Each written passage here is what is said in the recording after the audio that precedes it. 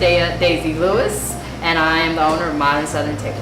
So I started cooking when I was 9 years old, but my dad came to me and told me that my mom had breast cancer and that I needed to help out around the house. So I had a 2-year-old sister that I needed to take care of, so I jumped right in. My dad sent me off to be with my 3 grandmothers. Yes, I got an extra one in there.